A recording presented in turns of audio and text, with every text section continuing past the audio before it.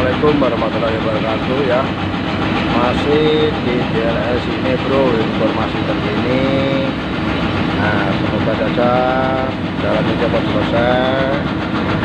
Amin. Dan tidak lupa kami ucapkan selamat menunaikan ibadah puasa bagi yang menjalankan. Semoga diberikan kesehatan menjadi amal ibadah. Dan ini adalah udah mau level, udah nol. Ini mungkin sudah pemotongan jalan terakhir lah itu.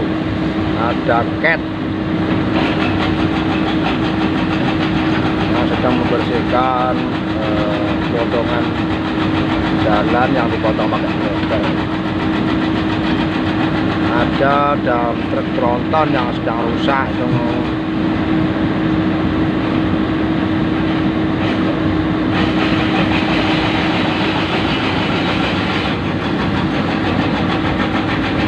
Dan di atas tebing itu pohon perhutani adalah pohon jati, saudara. Jatinya lebat sekali pohonnya.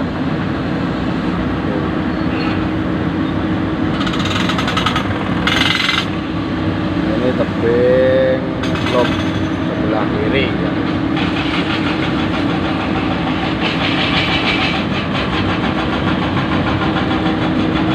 Ya, kita lihat dulu prosesnya dari alat berat yang sedang bekerja.